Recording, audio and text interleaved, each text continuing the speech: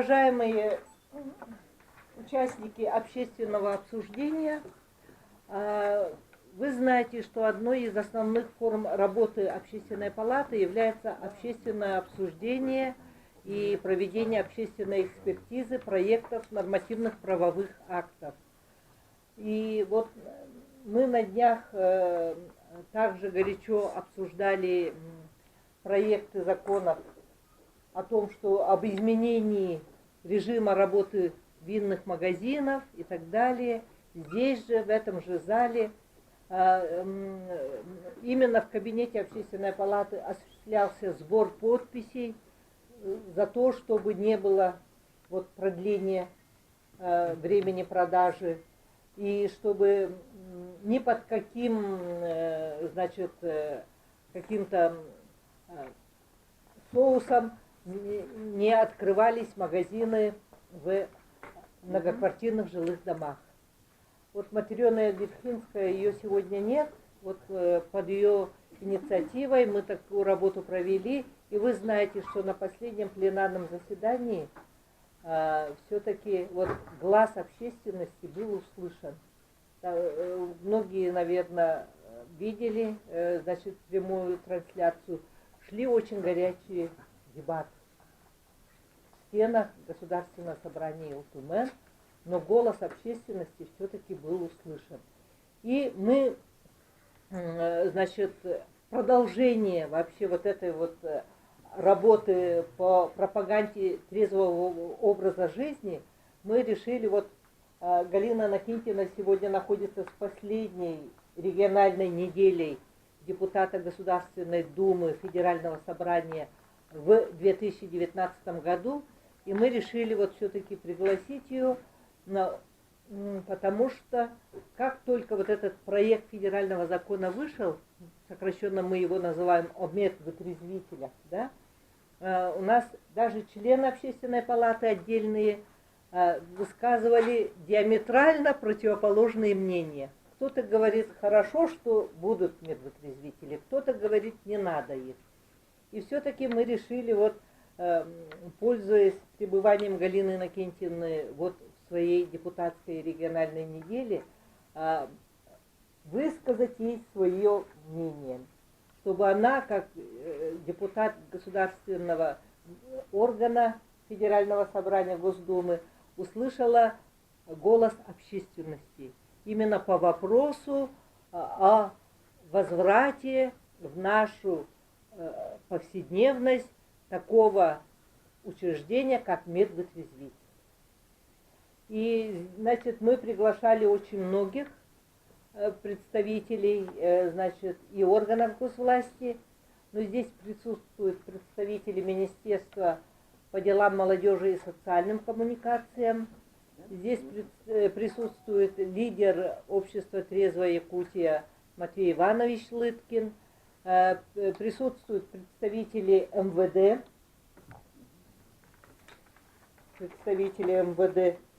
это у нас, так, кто у нас из МВД подошел? Да, подошли. Ну, я фамилию хотела назвать. Амосов Александр Васильевич, очень приятно. Здесь присутствует член Ассоциации приемных семей Сидоров Алексей Михайлович. Это те наши знакомые, скажем так, активисты. И члены Общественной палаты. А здесь у нас присутствует Башарин Карл Георгиевич, тоже активный пропагандист трезвого образа жизни не только в республике, но в целом по России. И поэтому я предлагаю нашу работу построить следующим образом. Мы максимально всем вам разослали эти два проекта закона. Да? И чтобы недолго задерживать ни Галину Иннокентьевну, ни вас, я предлагаю, сразу начать с общения в свободном формате, но до этого я буквально даю слово для того, чтобы историю возникновения этого законопроекта нам ознакомила Галина Иннокентьевна. Добрый вечер, уважаемые коллеги. Я тоже постараюсь очень коротко если вас в курс дела, учитывая, что данный законопроект нанесен был группой депутатов и уже прошел первое чтение. То есть концептуально данный законопроект уже принят, и сейчас готовятся к нему некие поправки, исходя из того, что практически все субъекты высказались по поводу того, что восстанавливать эту систему, эти учреждения нужно. Законопроекта как бы два. Первый законопроект, он касается именно вопросов, связанных с определением полномочий на уровне субъектов Российской Федерации и муниципалитетов. И второй законопроект, он касается внесения изменений в статью 13 Федерального закона о полиции, где, собственно говоря, вот как раз было определено в рамках полномочий, каких должна действовать полиция при принятии решения, при принятии данного основного как бы законопроекта. Поэтому они идут как бы вот два законопроекта, спутник. Ну, по поводу того, что вот истории, знаете, что система медвотрезвителей, она была создана еще в 30-40-х годах. По большому счету это находилось в ведении Министерства внутренних дел. И эту работу в соответствии с теми нормативно-правовыми актами, которые осуществляло и осуществляло Министерство внутренних дел. Ежегодно от 2,5 до 5 миллионов граждан, находящихся в общественных местах, в состоянии алкогольного, наркотического или иного токсического опьянения и утративших способность самостоятельно передвигаться или ориентироваться в окружающей обстановке, доставлялись медицинские вытрезвители системы внутренних дел. То есть это было в системе внутренних дел. Вместе с тем, фактически вытрезвители видели в какой-то как бы момент, когда принимался закон о полиции, было принято решение, что медвытрезвители передать в систему Министерства здравоохранения. Однако получилось таким образом, что фактически медвытрезвители в ведение органов здравоохранения переданы не были. И практически на сегодня полномочия по выполнению этих функций, они остались вне правового поля. Ни у субъектов Российской Федерации на это полномочий нет, ни у муниципалитетов, ни у Министерства внутренних дел, ни у Министерства здравоохранения. И сегодня практически получилась такая ситуация, что в ряде регионов приняты решения, созданы такие, собственно, свои учреждения по оказанию помощи именно лицам, которые оказались на улицах в состоянии алкогольного опьянения. Плюс мы понимаем, что, во-первых, это риски для самого человека, и это, конечно, риски для окружающих очень большие. И исходя из ситуации, сложившейся сегодня, и тех факторов, которые в принципе приводят по показателям Министерства внутренних дел, вот по причинам алкогольного опьянения в стране ежегодно гибнет более 50 тысяч граждан. В основном это в трудоспособном возрасте, в том числе и от переохлаждения на улицах 8-10 тысяч человек. Практически на самом деле этот вопрос требует серьезного решения. Люди, которые оказались вот на улицах в беспомощном состоянии, такие лица также становятся и жертвами противоправных действий. То есть не только как бы они оказывают серьезную как бы проблему для окружающих, но и сами они могут оказаться в ситуации и оказаться жертвами определенных как бы лиц. Практически, если вот смотреть аналитику, то в частности количество преступлений, совершенных в состоянии алкогольного опьянения, анализировали с 11 по 18 год, возросло на 34%. Исходя из этого и было принято решение для того, чтобы подготовить законопроект и четко определиться, в чьи полномочия и компетенцию это войдет, и кто будет нести за это ответственность, и кто будет работать именно с этим контингентом. Но речь идет, конечно, и о людях, которые сегодня находятся в состоянии алкогольного, наркотического состояния, алкогольного опьянения, наркотического состояния. И было предложено следующее: внести изменения в закон, в статью 13 закона о полиции, именно кто должен будет доставлять этих лиц, которые установлены, находящиеся в пространстве на улице, либо по заявлению людей, которые сегодня, допустим, да, страдают от влияния этого человека, и внесение изменений в закон, который сегодня является в большей степени законом, который регулирует вопросы государственно-частного партнерства и муниципального. И по большому счету предложено, что создать специализированные учреждения, которые будут работать в форме ГЧП и МЧП. Ну, если расшифровать, это государственно-частное партнерство и муниципальное партнерство. Ну, данный законопроект, первое чтение прошло, принципиально как бы одобрен, что нужно восстановить это на самом деле, исходя из той статистики, которая имеется, и исходя из того, чтобы все-таки каким-то образом в большей степени обеспечить безопасность тех людей, которые по той или иной причине оказались в таком состоянии. Да. Но вот эта форма, которая предлагается, государственно-частное партнерство или муниципальное партнерство, при этом эти полномочия переходят на уровень субъекта и на уровень муниципалитета. И здесь возникли как бы вопросы и сомнения. На самом ли деле мы можем сейчас реально по принятию этого законопроекта у себя в Республике Саха-Якутия реализовать именно в такой форме? У меня, например, лично возникают определенные сомнения. Потому что, допустим, все, что касается полномочий компетенции полиции, здесь как бы все понятно.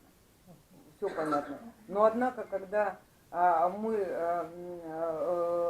получим эти полномочия как субъект Российской Федерации, мы должны будем создать эти специализированные учреждения.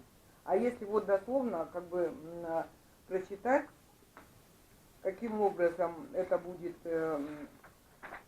решаться, чтобы вам было понятно, сейчас я вот специально сделала для себя здесь выдержку и попробую ее вам зачитать, чтобы было ясно. Каким образом предлагается это сделать? Вот есть закон, федеральный закон о государственно-частном партнерстве, муниципально-частном партнерстве Российской Федерации и внесении изменений в отдельные законодательные акты Российской Федерации 2015 года 224. Статья 7. Объекты соглашения о государственно-частном партнерстве, объекты соглашения о муниципальном частном партнерстве. И дополняется вот этот закон статьей создание специализированных учреждений для оказания помощи лицам, находящимся в общественных местах в состоянии алкогольного, наркотического или иного токсического опьянения и утратившим способность самостоятельно передвигаться или ориентироваться в окружающей обстановке. То есть речь идет о том, что закон 224, в него вносится в статью 7 дополнение о том, что будут заключаться такие соглашения о создании таких учреждений. Поэтому мы должны сейчас понять, вот каково мнение всех тех общественных организаций, которые сегодня здесь присутствуют, каким образом мы у себя будем решать эту проблему. Для нас, для Республики Саха-Якутия, эта проблема на самом деле есть. И она сегодня требует решения, и она достаточно как бы острая, учитывая, что мы находимся в особых природно-климатических условиях, и насколько вот этот закон нам даст возможность решить вот эту вот проблему. Поэтому вот то, что Алла Афанасьевна и руководитель общественной палаты пригласили меня сегодня на обсуждение, я считаю это совершенно правильно. Мы, конечно, с вами опоздали с точки зрения внесения изменений, поправок в закон. Потому, не очень как бы понятно, почему мы не стали давно это обсуждать. Потому что закон концептуально принят, и никто из нас с вами, наверное, не скажет сейчас, что этого делать не нужно. Эти процессы нужно регулировать. Но, однако, вот в этой форме мы готовы решить проблему вот таких людей? Или не готовы? Или что мы хотим? Я возьму на себя как бы обязанность, если услышать вот ваше предложение, постараюсь все-таки довести это до руководства парламента. О том, что сегодня вот закон в таком виде, закон концептуально нужен, но однако он требует вот таких дополнительных уточнений. Уточнений, да. Потому что если вот взять по-простому и не называть полным, как бы, полной точкой этих людей, просто говорим те люди, которые оказались в сложной как бы ситуации такой с точки зрения, или это наркотическом опьянении, либо это в алкогольном опьянении. Особенно это касается наших вот муниципальных районов. Каким образом этот закон будет у нас работать на территории муниципальных районов? Потому что мы с вами все-таки должны говорить в целом о республике, а не только о городе Якутске и о городах. Возможно, в городах вот в такой форме эти учреждения специализированные могут существовать, да? Но представим себе, что кто-то из вас создаст это учреждение, ну, допустим, да? И тогда, конечно, появляется очень серьезная ответственность, которая возлагается на вас. Если вы его создаете, то в этом случае вы, конечно, в полном объеме будете отвечать за человека, которое будет доставлено нашими правоохранительными органами. Вот исходя из того, что я вот сказала, какая форма, вот то, что касается как бы полномочий нашей полиции. Полиция по проекту закона, статья 13 о внесении изменений в закон о полиции, она на нее возлагается обязанность доставлять. И на по этом, адресу конкретному, да, по конкретному адресу в специализированное учреждение, либо в учреждение, которое субъект создаст на своей территории. Вот примерно так. Это очень как бы коротко, но как бы, наверное, понятно. То есть понятно полномочия полиции, понятно, на какие полномочия возлагаются на субъект в форме создания в виде специализированных учреждений, но при этом это касается внесения изменений в закон о государственно-частном и муниципальном партнерстве. Альбина Владимировна здесь, да? Добрый вечер, уважаемые присутствующие. Галина Иннокентьевна. Я представляю Якутский республиканский наркологический диспансер. Альбина Владимировна, к сожалению, не смогла подойти, так как у нее совещание с Москвой по ВКС. Сказал, может успеть, то тогда подбежит. Поэтому я являюсь начальником организационно-правового отдела ЯРНД и хотела озвучить нашу точку зрения. Нашим правительством во исполнении правового пробела, да, во исполнении протокола совещания у председателя правительства Республики Саха-Якутия от 15 октября 2011 года был на основании приказа Министерства здравоохранения Республики Саха-Якутия от 30 ноября 2011 года об открытии приемного отделения ГБУ «Россия» Якутский республиканский наркологический диспансер. Было на базе нашего диспансера в приемном отделении выделено для вытрезвления указанных лиц, о которых мы говорим, палата на 6 коек. В других медицинских организациях отдельно выделенных палат и отделений нет. Всего по республике Саха-Якутия количество лиц, находившихся в общественных местах с признаками опьянения, доставленных в медицинские организации, составило в 2017 году 9613 человек, в 2018 году 9553 человека. По среднестатистическим данным, 90% поступивших – это граждане, находившиеся в средней степени тяжести опьянения, которые в госпитализации и оказании медицинской специализированной наркологической помощи не нуждались, так как алкогольное опьянение у них было легкой и средней тяжести. Специальной терапии не требует такого лечения. А основная функция медицинских организаций – это все-таки оказание медицинской помощи.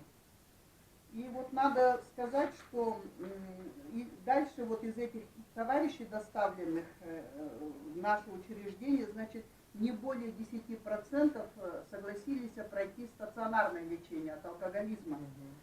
Но до 80% от общего числа поступивших в отделение лиц, находящихся в состоянии опьянения, да, являются людьми неработающими, без определенного места жительства, не имеющие документов, подтверждающих личность, и в большей степени нуждаются они в социальной помощи.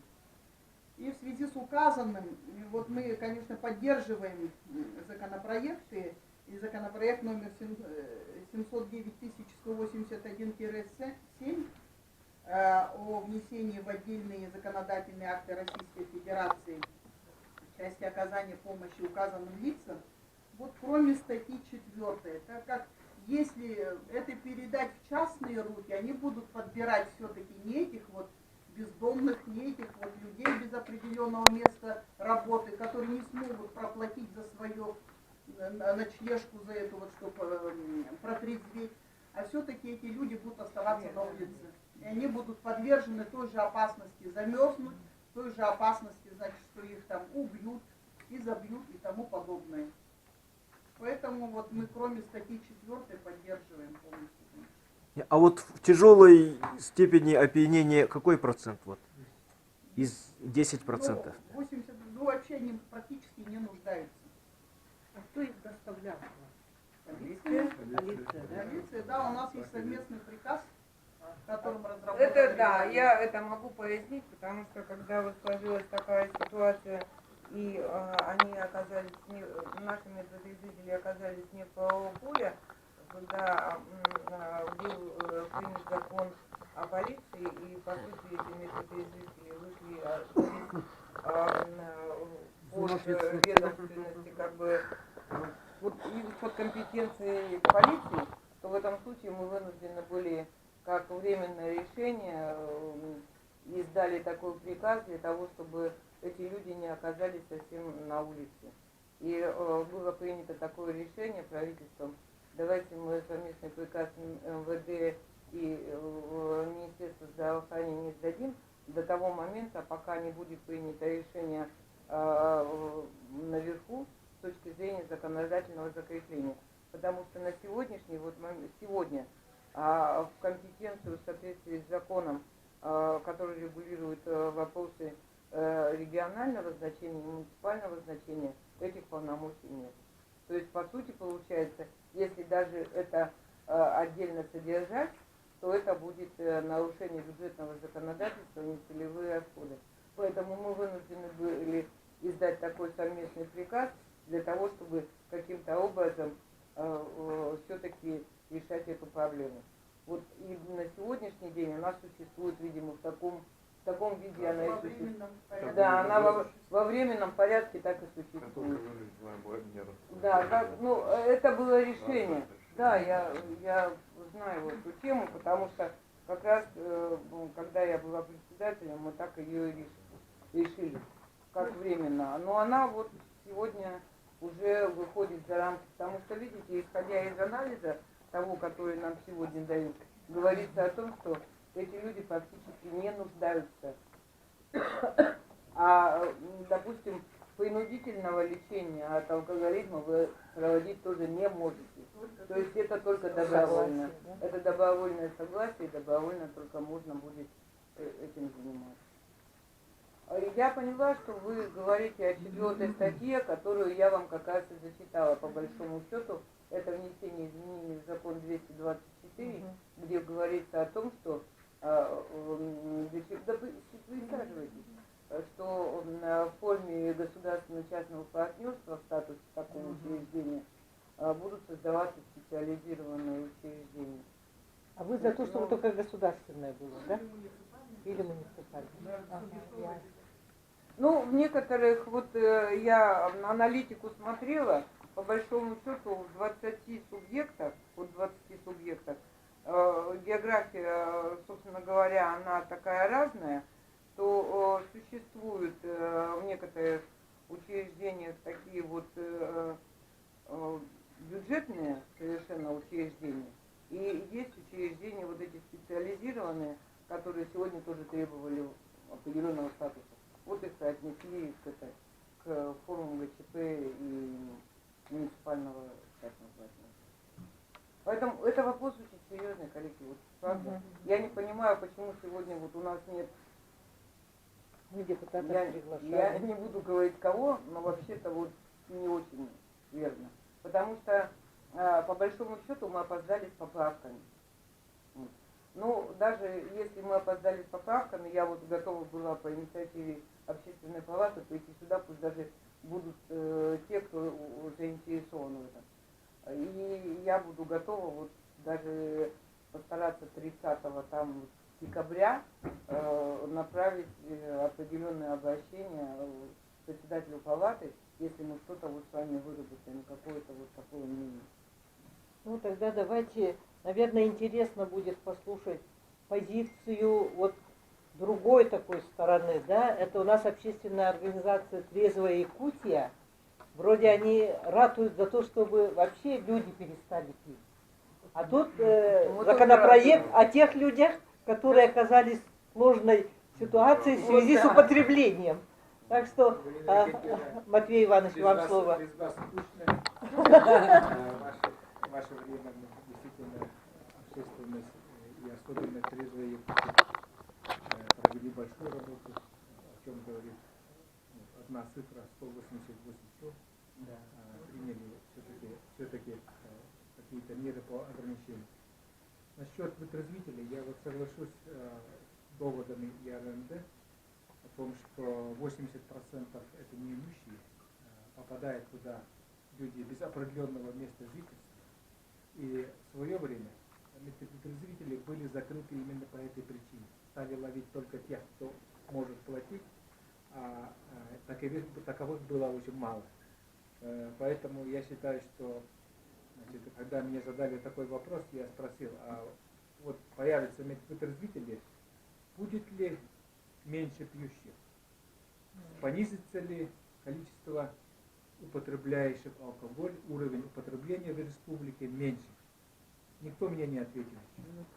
Вот я хочу, связи нет. да, вот я хочу сейчас вам на цифрах, пожалуйста, показать, почему мы должны обратить внимание на уровень употребления. Вот буквально неделю назад Владимир Владимирович Путин сказал, что уровень средняя продолжительность жизни населения прямо связана с антиалкогольной кампанией.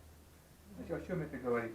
Это действительно то, что мы наблюдаем и наблюдали в Республике Саха-Якутия с 10 по 17 год впервые плюс 6 лет. Это выше российского уровня. Значит, среди всех субъектов Республика Саха занимает первое место по этому показателю. Об этом никто не говорит. Поэтому, если обратиться к истории, известные страны Китай, Индия, буквально 100 лет, это век одного человека, увеличили количество населения, демографию, да, до 300% более. А в России единственная страна, где минус 20% населения, убыль населения. Обратили внимание, ни экология, ни уровень жизни, ни условия не повлияли. А что повлияло? Коммунисты, повлияло, революция. Да, повлияло уровень употребления на душу населения алкоголя. Вот что повлияло. Вот что говорит история. Сейчас Россия, самая большая проблема — это демография. Острый национальный проект демография, занятие спортом, ЗОЖ, здоровый образ жизни — это то, что мы должны решать. Ну, как решать? Если алкоголь — это настоящий яд, мы что должны? Противоядие. В какую сторону двигаться? Противоядие придумать. Да, я как и вы не нашел ответа, что хоть 100 вытрезвителей построим, уровень употребления не снизится. Это последствия. Давайте посмотрим. Дальше. Да, вот этот график меня смущает очень сильно.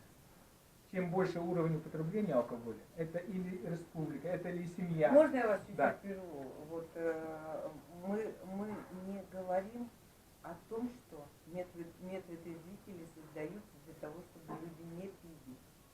Мгм. Мы говорим-то немножко о другом. Я А понимаю. вот то, что вы совершенно верно говорите, да, и совершенно правильно мы работу в этом направлении вели. Но речь здесь-то вот идет немножко о другом. Я понимаю. То, что вытрезвители появятся. Людей-то спасать Да, люди, как-то надо. люди перестанут мерзнуть, если они будут бесплатны, да? А если будут платные, давайте да, послушаем вас. дальше. Я просто вот потому, Да. что вы нам расскажите, не вот связывая с уровень употребления и количество дефективных детей. Ну, да. Сейчас вот мы обращаемся, все детские дома, все дети, сироты, брошенные дети, все дома полны. Очередь. Ну, это данные Это уже Советского Союза. уровень употребления Ну алкоголя. да. Но ничего не меняется. Данные Советского Да. Союза. Ничего не меняется. Ну, это то, что демография у нас уже сегодня очень проблемная в России.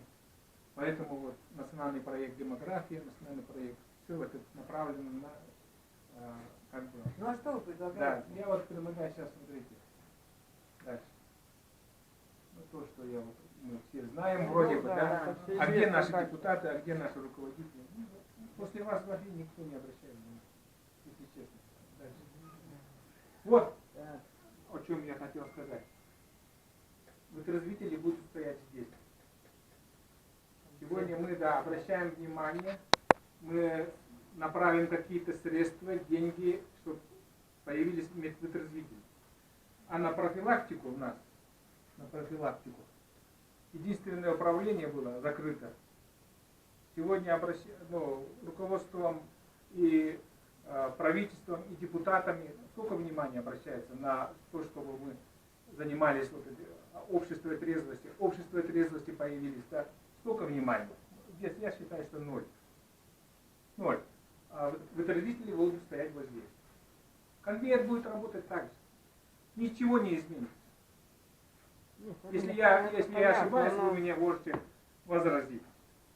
Это я. Это что предлагаете? А?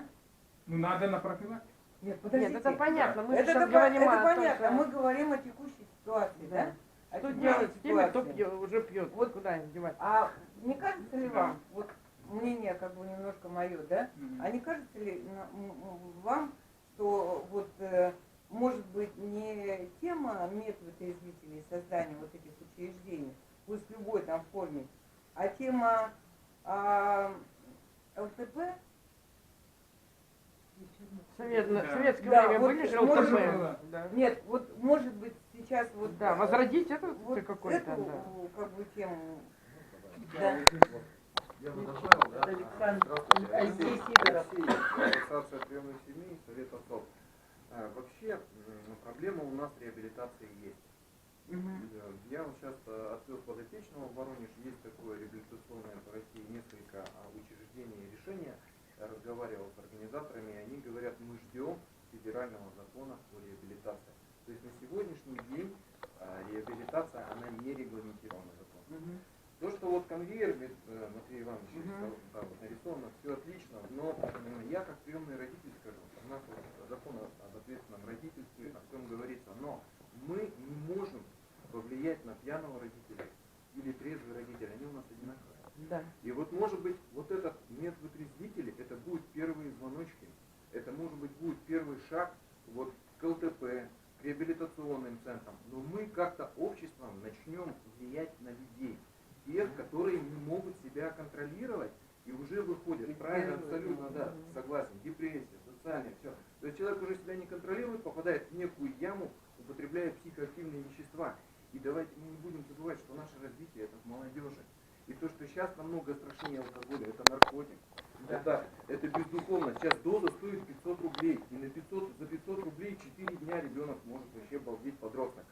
В 20 лет попадают, значит, молодые наркоманы в России с 5-летним стажем. Вот. То есть я привез человека, которому 40 лет, они говорят, у нас это мамонт, у нас таких вообще не привозят. У нас 18-25 лет. Вот. Тех, кого привозят туда на реабилитацию. Но это тех, у кого есть средства. То есть если вот называть вещи своими именами, то проблема действительно мега большая. И мы, Якутия, должны именно подойти со стороны как можно щадяще для человека, а-ля Советский Союз, чтобы это было бесплатно, чтобы это было все государственное. И чтобы здесь как раз взаимодействовала и полиция, и наркологические, и посмотреть, как это происходит, что нужно для нашего народа. Потому что я бы сказал, что люди, живущие в тяжелых жизненных вот таких вот природных условиях, да, они добродушные, мы вот сами по себе такие восприимчивые, и поэтому мы очень гонимые, и где-то вдруг что-то не получается. Поэтому не все, скажем, такие наркотики, алкоголь не приговор. Это все реабилитируется, это все возвращается, это все делается. Тем более у нас статистика, у нас получается суицид среди мужчин больше, чем женских, 4 раза. Вот. И там цифры, если посмотреть, и все говорят, вот мужчин в возрасте нет, куда не деваешь. Вот как Матвей Иванович Ну, вот это так было. очень Да, На поэтому, одного наркомана 800 тысяч бюджет тратит. Да. На- да, поэтому здесь, Да. возвращаясь к нашим медпотребителям, надо сказать, что идеальная картина это то, что они были вот как при Советском Союзе, вот чтобы пришли бесплатные, потом можно уже посмотреть, может быть, создавать какие-то органы, которые будут контролировать, разбирать и как-то регулировать, потому что общество не может никак влиять на тех людей, которые вот проступаются и как-то бывает. Потом мы видим, у нас самая большая смертность в празднике, и вот, посещая, допустим, детские дома, я так понимаю, что от 0 до 4 лет в дом ребенка привозят детей, потому что родители не меняют.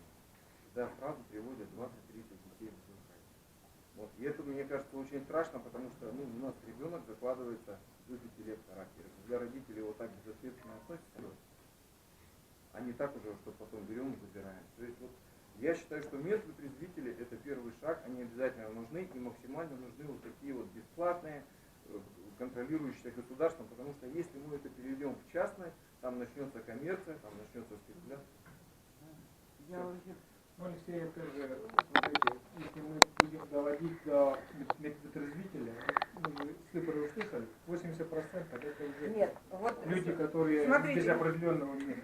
мы же с вами просто немножко упростили ситуацию, чтобы не называть это все в полном объеме. А вот правильно говорит, ведь речь-то идет о том, что сам по себе закон называется «Оказание помощи лицам, находящихся в общественных местах в состоянии алкогольного, наркотического и иного токсического опьянения». То есть речь, это не медпотрезвитель, не как таковой, который был ранее. Это речь идет о помощи вот этим людям, которые попали, и которые представляют угрозу лично для себя и для окружающих.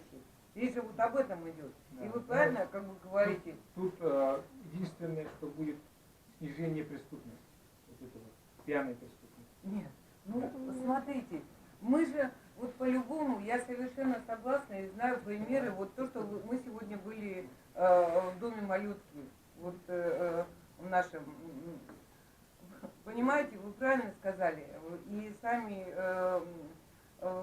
коллеги, сотрудники дома говорят о том, что мы просто опасаемся Нового года. Мы понимаем, что сейчас Новый год к нам привезут очень большое количество ребятишек в возрасте до 4 лет. Вот. Здесь нужно, я извиняюсь, перебиваю. Да нет, Мы я сначала вас делаем перебью. вот эти вещи, потом как у нас появляется статистика людей, кто туда попадает. Когда они уже туда попадают, сколько раз, и мы уже начинаем обрабатывать эту статистику, обратно также соберемся и обратно будем думать, что мы с ними дальше будем делать. Дальше уже будет ЛТП, дальше уже пойдем реабилитационные центры, и где мы будем. И здесь у нас опять же закон об ответственном родительстве. Здесь мы должны это контролировать. Самая главная наша задача это оградить детей от таких родителей. Потому что в итоге мы потом имеем, вот как мы говорим, преступность, озлобленность, неправильное воспитание, коррекцию, там все. Вот, поэтому здесь нужно подходить комплексно. И метод трезвителей, и вот эта вся часть, это очень нужная, но нужно все вот максимально как-то вот государственно. Тогда, а потом уже дальнейшую стратегию мы построим именно для нашей республики. Алексей, позиция ваша понятна. Ну, наша позиция такая, что, смотрите, вот весь мир, мировая практика работает по методу ТРЕС. Все ведущие страны, которые победили алкоголь, работают. Тут нигде не написано, что надо строить вытрезвитель. Да нет, ну мы параллельно с вами должны работать. Ограничения Да, и информирование. нет, ну это все Конвейер должно... надо вначале останавливать. Нет, Вот это, наша это позиция. должно быть. Это должно Параллельно быть обязательно. это А должно вот конкретно вот на этот проект закона, ваша На этот позиция? проект мы предлагаем, чтобы было бесплатно. Бесплатно Да. все-таки, да. Не может существовать государственно-частное партнерство. Оно уже вот у нас появлялись 1-2 таких. Были же, да, частные такие. Были такие, они да? закрылись. Они уже закрылись. Потому что это люди, которые бесполезны, без определенного места. И полагать, что там люди начнут зарабатывать на этом, это бесполезно.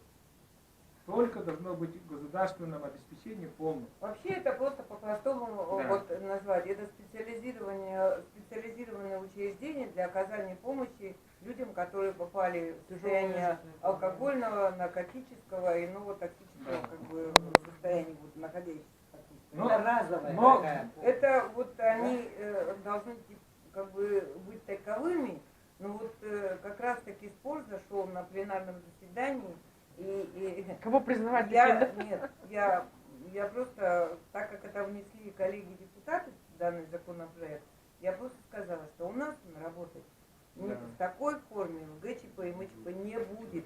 А нам это очень нужно, потому что нам необходимо, чтобы помощь этим людям была оказана.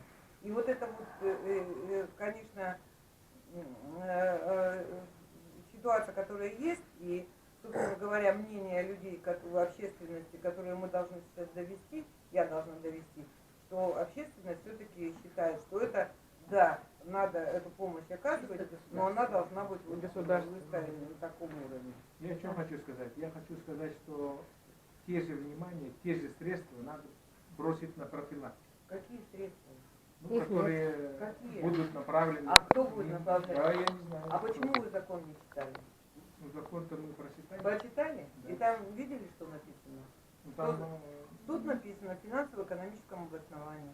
субъекты Что сами. федеральных средств Да. не потребуется. Ну, то есть субъекты, тем более субъекты. Да не субъекты, а ГЧП. Государственное, частное Ну, мы партнерство. сказали, что частное партнерство. А что такое государственное, частное партнерство? Государственно-частное это же... Ну, я как государство вам предоставлю помещение. Площадь, составляю да, это всё. у вас. Вот представьте, вот то, что сейчас коллеги высказывают. Меня, например, это тоже очень сильно Да. беспокоит. А потом я понимаю, что вот вопрос по статье 13 о полиции, в принципе-то он, мне кажется, как бы отвечает вот той компетенции, да? То есть полиция теперь Собрали, привезли. должна будет в соответствии с законом доставлять таких людей, да? Да, Ну, они скажут, Просто дайте пара- нам адреса. Нет, не написано. Нет, В старом законе было написано просто то, что медицинские учреждения именно, там слов не было про другие организации. Да, да. Поэтому там добавили слова организация, оказывающая вот такие услуги. Специализированные Специализированные, учреждения. да. То есть это не медведители, все уже мы про них забыли. Да. Просто специализированные медицинские, специализированные Учреждения, учреждения. которые, да, оказывают такую помощь. Ну, как сотрудник правоохранительных органов, я могу сказать, ну, вытрезвитель, он нужен, потому что это не помещение для лечения, там, кого-то дальнейшей профилактики, там, с ним что-то делать. Это место, так скажем, в первую очередь, временной изоляции человека от улицы, там, где он может стать субъектом или объектом правонарушения, или его побьют, или он ждет. От него может страдать в квартире, которые совместно проживающие люди, не пьющие люди, от этого пьяного человека. В данный момент мы этих людей действительно не можем никуда деть. Приходится вот наркологию вызывать, наркологию направлять. А представьте себе, сколько потрачено денег, времени, машин, бензин, человека ресурсов на то, чтобы вот этого одного пьяного человека, который невозможно никуда не определить, мы туда привозим, туда увозим, вместо того, чтобы в это время действительно оказать кому-то реальную помощь. А на самом деле мы тратим время, деньги, ресурсы на какого-то пьяного, который могли бы просто привезти, оставили там, оформили, он бы там протрезвел и спокойно пошел бы домой. Но он должен за это заплатить. Ну, вопрос оплаты уже не к нам. Ну, как бы, когда были вытрезвители при милиции, да, зарплата сотрудника милиции не зависела от количества содержания. Зарплата шла от государства. Поэтому тут вот, стереотип людей есть, типа, это как бюджетная организация. Нет, ну, тут уже вопрос нахождения человека в этом учреждении. Но есть у нас страховые организации, возможно, за счет страхового медицинского, как сейчас в данный момент некоторые регионы, то что это, ну, подобие открыли, где 20 регионов, там некоторые используют за счет медицинского страхования. Это нарушение. Вот Ну, сейчас как раз тема-то и возникла, что использование средств по ОМС это не очень как бы, целевое использование. Поэтому решили все-таки урегулировать это. Конечно, А не лучше проще это- добавить туда? Лучше, конечно, это, когда если это будет государственное, да. Есть государственное учреждение, есть закон, значит, соответственно, и есть бюджет, который будет туда поступать деньги, не зависит от кого. Нам без разницы, кого туда повезти, как говорится, да. Потому что наша задача убрать людей, оказать им помощь, чтобы не было их на улице, вот эти, чтобы он в пьяном виде не лежал где-то там, или он не мешал там близким родственникам там, в своей квартире в пьяном виде. Нам без разницы, кто будет. Оплачиваемый человек, не оплачиваемый. Наша задача Доставить до места. Заставить и изолировать, временно пускать. Потому что все-таки пьяная преступность, она растет в любом случае. Да. Как ни крутите, да. Даже я сейчас на память не скажу точно цифры, но вот нанесение таких побоев, как легкий вред здоровью, там средней тяжести, да, это которые в быту. Ну, в быту это когда называется совместно проживающих, у нас идет рост преступности. В общем, моя позиция такая, что вытрезвитель – это латание дыр, это последствия той большой алкоголизации, которая идет. А мы должны получить конкретный результат. Можно? Уменьшение уровня потребления. Меня все-таки позвали, я человек более Конкретный, да? конкретный, да. Ну, Вот когда я будете- хочу понять, что мне с этим делать. Концептуально закон принят. Хотелось бы понять, что мы, как республика, каким образом решим эту проблему через этот закон или не решим. Понимаете как? Все, что вы говорите, вы совершенно правильно говорите. Нужно заниматься профилактикой, нужно заниматься здоровым образом жизни. Вообще, это вообще даже не обсуждается. Одно другому не мешает. Это не обсуждается. Можно? Да. Карл Георгиевич. Я буквально одну минуту. Значит, я совершенно согласен с тем, что надо бесплатно запретить и так далее. Ну вот посмотрите, профилактика, еще раз профилактика. Вот, культурный отдел и закончил жизнь в психиатрической больнице. 20 лет пролежал. Вот второе. Вот выпил рюмочку водки, студент 17 лет, и в рвотных массах захлебнулся. И, наконец, вот я почему говорю, вот посмотрите, через 15 минут половые клетки изменяются. Если он выпьет бокал шампанского, рюмку водки, бутылку пива. Вот, видите, нормальные половые клетки, а вот через 15 минут. И рождаются вот такие дети-уроды. Вот головной мозг уменьшается, видите? Нормальный 6-месячный ребенок, а это у пьющих родителей. И вот такие вот дети. Я вот создал этот музей. Я почему говорю? Я уже в Общественной палате России выступал, показывал это. Просил, чтобы организовали лекцию в Госдуме в присутствии Путина и всех их. А то мы говорим, вот, это не сегодняшняя тема. Это неправильно. Вы там прямо вопрос поставьте. Позовите Карла Георгиевича Башарина, Жданова и Маюрова, пусть прочитают 15-20 минут, и все. И вся проблема решена. Потому что они увидят, это же люди погибают. Вообще страшное дело. Вы даже не представляете, сколько умирает. Вот я езжу на форумы, так, по 2 миллиона, по 3 миллиона. Сейчас еще сню, свет и так далее, все идет. Поэтому я прошу, Галина Ивановна, чтобы вы организовали мою лекцию, лекцию Лыткина и Шудри в Госдуме. Вот тогда будет дело, потому что нет больше материала. Единственный человек, который скрыл вот это я. 95% информации через глаза. Все, он услышал, все, и все. Понимаете ли? Понятно. Спасибо, Карл Георгиевич. Можно немножко? Я вообще человек, оказывается, с улицы. Ой, здравствуйте. Извините, пожалуйста. Я, Любовь Сафроновна Лукина. Я, в общем-то, в общественность Лего с Верхоянского района. Вот совершенно случайно с улицы я к вам попала, как увидела вот просто объявление и пришла, да? И получается, Карл Георгиевич, да, в 2003 году приезжал в Верхоянский район, в наш наслег, Орловский наслег. И он вот таким вот чудным образом показывал нам эти все фрагменты, все фильмы. И мне кажется, я в то время работала в администрации, в то время у нас даже вот намного уменьшилось именно алкоголизм, на время хотя бы, пока.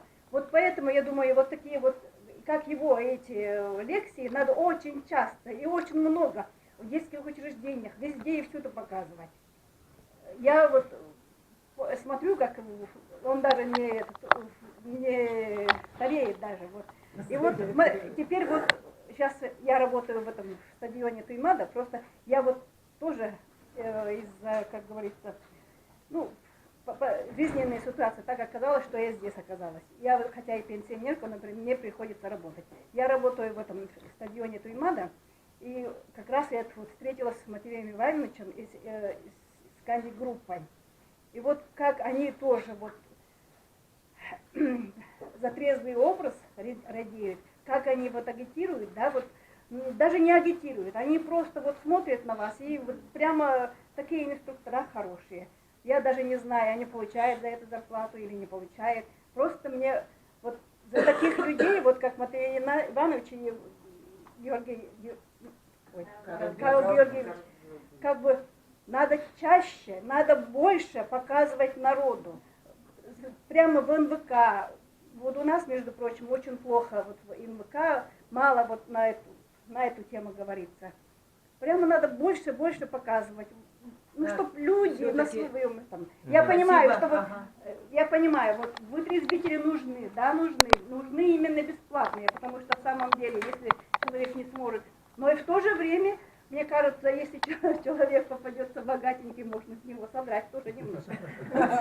Мне так кажется. Так, мы немножко Увлеклись, уходим от отвлеклись, темы, да. Ну, Вы знаете, это тоже вот нужно. для того, чтобы повернуть в нужное русло, я буквально скажу пару слов. В нашем обиходе уже давно появились такое понятие, как социальное предпринимательство. Как мы все это понимаем? Или оказание социальных услуг. Вот именно то, что вот в проекте федерального закона, это вот предлагается вот это специализированное учреждение перевести в русло оказания социальных услуг на принципе государственно-частного партнерства. Вот как вы считаете, вот получится ли это? Да, Алексей. А ну давайте там.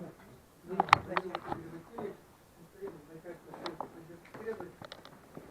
нас в России вот, очень много открыто реабилитационных центров. Это называется предпринимательство именно на жилищных. Многие вот эти вот реабилитационные центры, они занимаются зарабатыванием денег. Почему вот масса вот таких вот организаций, но, как правило, процент выздоровления там происходит очень маленький, потому что вот эти вот руководители, они не заинтересованы, чтобы люди выздоравливали.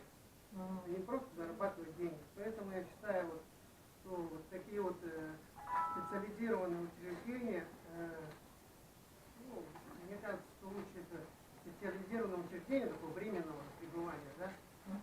Потому что есть и наркология, есть и государственные реабилитационные центра, есть социальные центра. Это должно быть на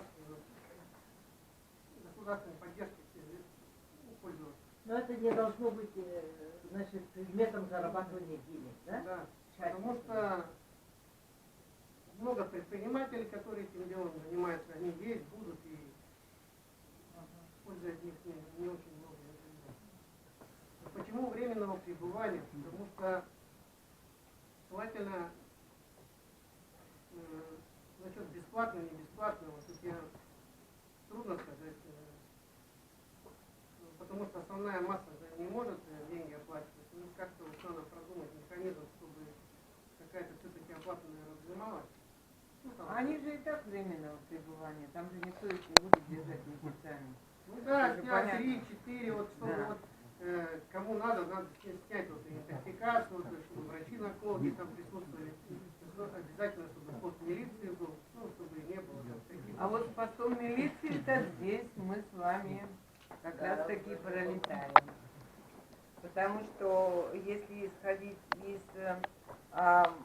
того, как авторы предлагают данный законопроект по созданию специализированных учреждений, то в этом случае на изменения в закон о полиции, статью 13 внесены только с точки зрения доставки в медицинские учреждения, специализированные учреждения, либо в их, как бы сказать, пункты, куда, если там уже слишком такой буяный, доставляется в учреждение полиции. Вот здесь вот как бы так. То есть компетенция и полномочия полиции в этом заключается в связи с Опять же, внутренним кто изменением. будет решать, кого куда заставить? Кого? Милицию, полицию? По степени Это опьянения вот будет. сотрудники полиции. А вот, занимать кстати, решение. вот здесь вот вы как раз-таки все правильно, совсем приблизились, как бы что погрузились в закон. Вот это вот вопрос тоже есть. Потому что сотрудники полиции не могут определить, куда вести его, или специализированное учреждение. Вот мы как раз поизучав этот закон, надо предложить, каким образом это должно быть отражено здесь. Потому что сотрудник полиции, он не может определить. И, может быть, у человека сердце больное, его надо везти в больницу, в медицинское учреждение, а его повезут в это специализированное. Поэтому я говорила о Специализированным адресат. должен быть врач, который определяет. Они уже тогда приводят специализированное. Врач определяет степень алкогольного наркотического опьянения и уже определяет, куда его везти, или оставлять здесь, или нет. Я вот здесь хотел сразу добавить. Почему? Потому что я в Иркутске в 89 году, когда был студентом, нас отправляли на ДНД и как раз вот в такие учреждения дежурить. И там меня удивило, была усмирительная, прямо такое кресло, куда прикручивали, прямо притягивали и А где успокаивали. находилось оно? Медосвидетель прямо. А Вот когда- медосвидетель где находился? В Иркутске. Нет, где? В РОВД. Да, Да. РОВД, да. И вот меня просто удивляло, у нас в Якутске такого не было, насколько я знаю. А там было, и там буквально 5-7 минут хватало, чтобы самый буйный, он успокоился. С одной стороны жестоко, а с другой стороны, как бы это эффективно, да. Но зная наш народ, да, и зная вот какие действительно, вот, допустим, случаи происходят на улице, как они действительно буянят, что там толпа никого не может усмирить, пока ждет полицию, полиция не всегда рано приезжает, быстро, оперативно, то здесь действительно есть проблемы. Поэтому здесь нужно четко посмотреть, и действительно, наверное, придется нам вот сделать какое-то помещение при полиции сначала с врачом, а потом уже какое-то медицинское, чтобы нам сейчас не родить мертвого ребенка. А то мы сейчас опять закон примем, а в реальности это я не вот будет почему работать. беспокоюсь, что он не будет работать. Конечно, потому что куда они повезут, как, кто будет решать? Он скажет, а почему меня туда повезли, на каком основании? Он же чуть немного погодя протрезвеет, он начнет права качать. Вот. Я правильно понимаю? Нет, правильно, в принципе, опять получится к тому же вернемся, что сейчас мы катаем человека туда-сюда. Конечно, Да. Тратим время, тратим бензин, тратим опять человека. А вот кто-нибудь есть, кто осведомлен о работе вот такого учреждения, как Теряк у нас здесь? А там вот этих всех бомжей-то, Не-не-не. попавшие в трудную жизненную ситуацию. Теряк, Это реабилитация же. мой головной боль, Да? поэтому, да. Во-первых, там в Теряке сейчас находится почти 80 человек. Теряк собрал туда разного социального статуса людей. И в большей степени там люди, которые не имеют документов, которые вышли из мест Местных определенных. И сейчас нам в Теряк тоже нужно как-то усиливать и охрану, и вот эти все. Терях он не справляется. Да, он не справляется. Потому что там мест мало. 80. У нас кроме Теряха еще в городе есть 6, по-моему, некоммерческих организаций, которые частные, так сказать, ну вот человек просто говорит, что якобы зарабатывают деньги. Ну, может быть, там что-то не зарабатывают, я не скажу, не знаю. Но то, что там люди находятся и живут по долгое время, это факт. Это действительно факт. И тем самым они не помогают, чтобы некоторые люди не находились на улице, не жили. И нашли, Это пока же не восстановили полностью документы. государственное учреждение. Теряк государственные, а остальные некоммерческие, все частные. Ну я вот как-то сейчас думаю, может быть, как-то вот посмотреть, сделать для статуса такого же учреждения.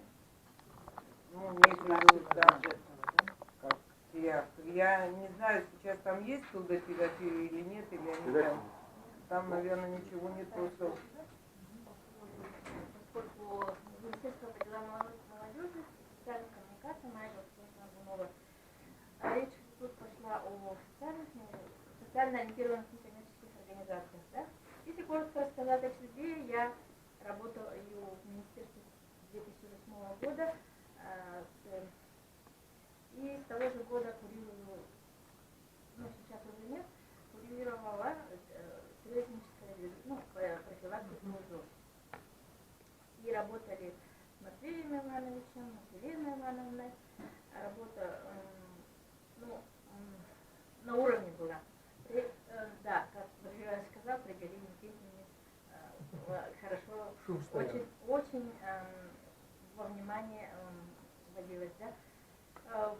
сломалось вот это движение. Так, по Терех, это Терехмут труда для информации, да, это государственное бюджетное учреждение Министерства труда и социального развития. Действительно, там очень много народу, разных возрастов, разного социального слоя. И они почти не справляются. И почему, не знаю, надо было пригласить уполномоченного по правам человека? Да, да. Вот Сардана Михайловна проводит совместно с МВД, с Министерством по делам молодежи, с Министерством труда, с Министерством здравоохранения проводит уже каждый год по 2 раза акцию «Путь домой», «Путь домой». И вот тогда мы поняли, что действительно нужны родители, что действительно народ, некуда их переехать. Ну, такие организации, вот сказали, да, социально ориентированные некоммерческие организации есть, ПМС, называется, есть одна надежда. Они как делают? Они вот развешивают объявления, они, конечно, занимаются реабилитацией, но не так, наверное, я скажу. Реабилитируют, трудотерапия у них есть, но, скажем так, допустим, вот объявления развешивают же, да, видели, наверное, всегда трезвые грузчики. Это вот они.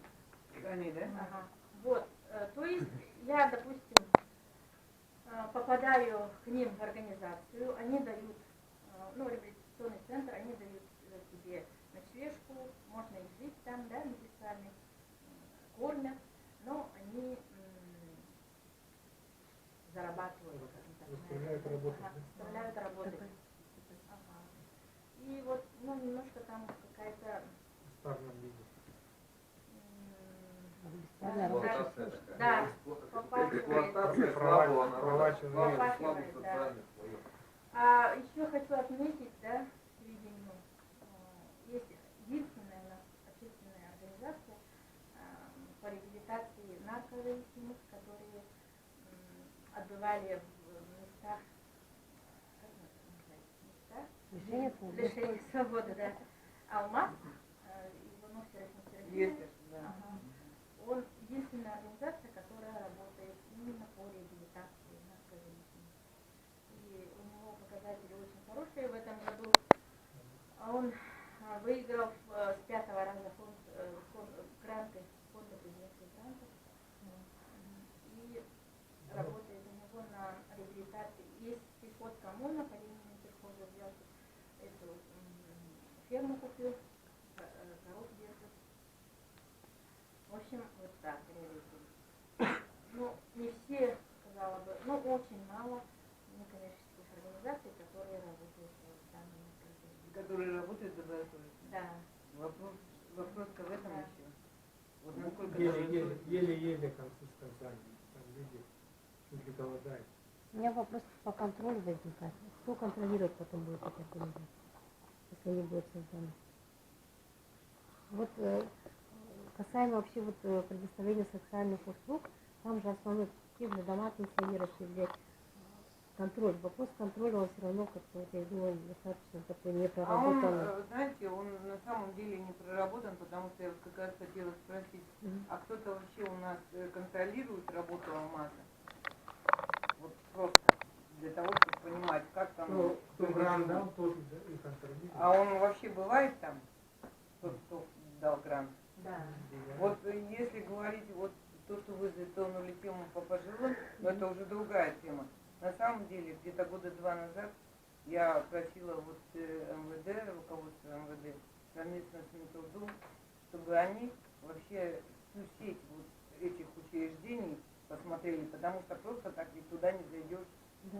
И по большому счету, и сегодня я разговаривала с Минтрудом, они по сути практически почти все эти учреждения обследовали. Есть, конечно, там проблемы. Плане, да, Я согласна с этим.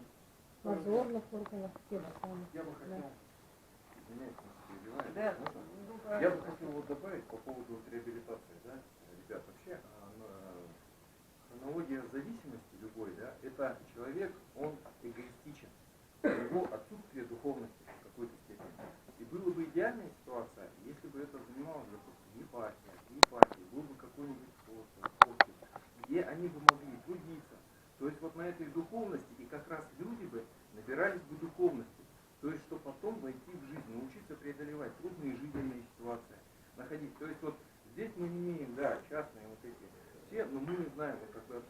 правильно говорите, да, кто их будет проверять, на что все. А здесь все-таки, вера, духовность, я понимаю, что, может быть, все идеального ничего нет, но если мы заглянем в историю, то раньше в истории при церквях были я рисую идеальную картину, я не знаю как, да. Вот куда нам, в общем-то, стремиться. И отвечая вот на ваш вопрос, все-таки быть, допустим, платно или бесплатно, все. Но дело в чем, вот, допустим, если мы вспоминаем наши советские местопрезвители, да, у нас все-таки была советская хоть никакая, правильно, неправильно, идеология. Платно. И мы куда-то шли. Платно. Вот. Нет, платно, не платно, но все равно мы осуждали тех людей, которые пьют. Мы вызывали их на работе, родители. Мы как-то общество как-то влияло и регулировало это, да. Сейчас, если мы, скажем, это никак не регулируем, и, условно говоря, давайте частно-государственное партнерство кому-то дадим, и кто-то будет на этом зарабатывать. Но вот этой духовной составляющей нет. Это будет просто чисто монетизация, и человек будет разменной монетой в бизнесе. И у нас здесь и оно никем, как правильно говорите, никто не сможет это контролировать и сделать. Поэтому здесь нельзя, если все-таки мы говорим, что наша ценность человек, в конечном итоге, и мы хотим добиться исправления, да, люди, у всех разные жизненные пути, кто-то отступился, да, кто-то попал в такую ситуацию.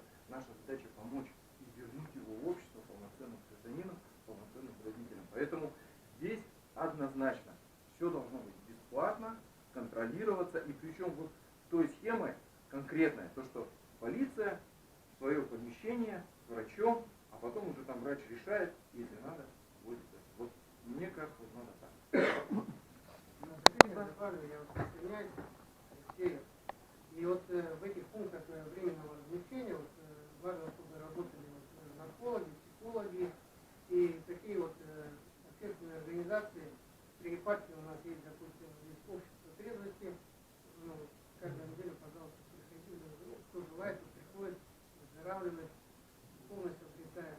Также у нас есть такая общественное сообщество анонимных алкоголиков, в Якутске 9 лет существует, бесплатно, анонимно.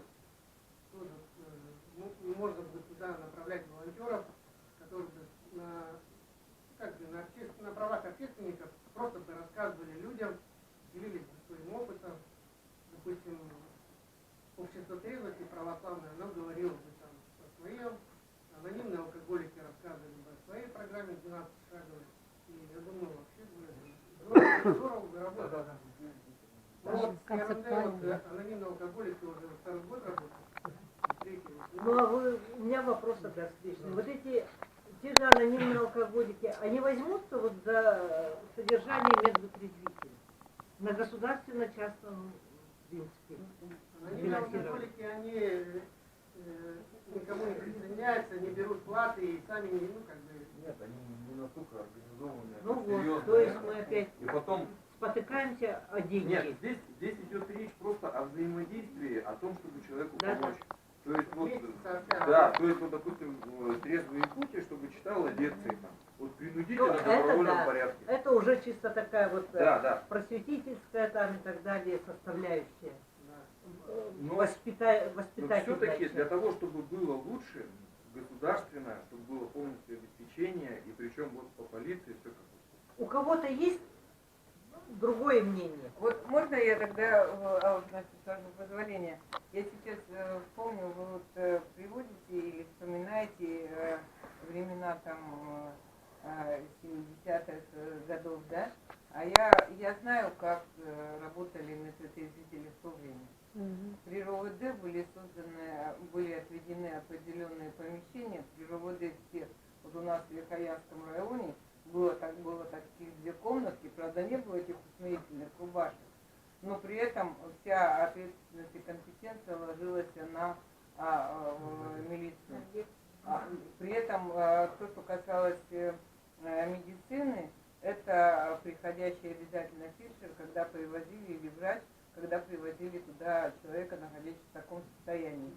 Но при этом могу дальше продолжить по финансированию, да? А финансировалось это так. В бюджете района закладывалась сумма определенная в доходы, грубо говоря, пусть это будет 1 миллион, да, в доходах как источник, и в расходах стоял этот же 1 миллион. Но при этом финансирование этого учреждения, то есть самого РОВД, как бы не в минус их смете, а бюджет финансировал это равномерно ежемесячно, чтобы оно не оставалось без денег. На итого по итогам года смотрелось, насколько складываются доходы, которые собирались от тех, кто там находился, и расходы. Конечно, не всегда баланс сходился, не всегда, конечно, потому что правильно вот коллега с полиции сказал о том, что в принципе у них задача не стоит брать их на улице и вести там вытрезвителей. Но однако вот такая система была, и она работала. И при этом такие кабинеты или комнаты, или там, не знаю, как это назвать, подразделения, они находились во всех районах центра. Они были везде. И по большому счету эта ситуация как-то она решалась. Но сейчас я согласна с вами, мы живем немножко совершенно в другое время, другое. И возвращаться вот к этому, как бы, наверное, неверно. И я согласна с вами, что не ради того, чтобы создать какие-то учреждения, оказывать помощь, а на первый план поставить спасти этого человека, да, любого. Значит, нам и исходить нужно из этого. И эти учреждения, наверное, так и надо как бы создавать, чтобы на самом деле так было. Ну вот немножко добавлю, у него путь человека или тюрьма, мы его там обратно содержим, или инвалид обмороженный, мы его опять содержим, Да. или кладбище, и он уже не работает и ничего не делает. Так, вот у меня вопрос. Есть ли кто-то в этом зале, кто против принятия вот данного закона, вообще против медвытрезвителей? Ну, не медвытрезвителей, а учреждений. Ну, по оказанию учреждения. помощи. Мы их так сокращенно Можно называем. вопрос, как бы, Да, я да. прошу прощения, тут немножко форс-мажор, я опоздала, но вот включается разговор, так как я уже по этой теме как бы думала, размышляла, и, наверное, мое интервью уже посмотрели многие на РБК Саха. И я хочу сказать, вот если подойти немножко с другой стороны, поменять угол атаки и посмотреть, вот, много лет назад Михаил Федорович Николаев сказал, обратите, вот, уважаемые трезвенники, на такой момент, на денежные потоки. Вот, алкогольный бизнес собирает в республике от 3 миллионов и выше. Когда-то он, вот наш Михаил Владимирович говорил, что нужна республиканская такая, наверное, акцизная марка для того, чтобы решать проблемы, которые возникают на фоне. И вот, наверное, это время пришло, потому что действительно у многих людей, которые не платежеспособны, они отдают последние деньги в силу своего заболевания на этот алкоголь, они будут как валялись, так будут валяться у этих помоек, потом будут идти вот в этот наш центр социальной помощи и реабилитации, будут там как-то вот восстанавливаться, скорее всего, не все. В то же самое время у нас очень мощный поток.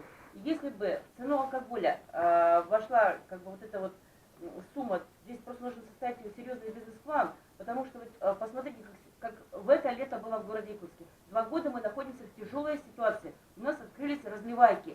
И я вот живу в центре города, на улице Лермонтова, и наблюдаю, что каждое утро полицейская машина в 4 часа утра патрулирует ресторан, значит, и ждет, когда выйдут эти вот потоки. Где-то скорой помощи. И посмотрите, сейчас этот вопрос решается за счет налогоплательщика. Дальше мы предлагаем, что опять сам выпивший будет решать свои проблемы.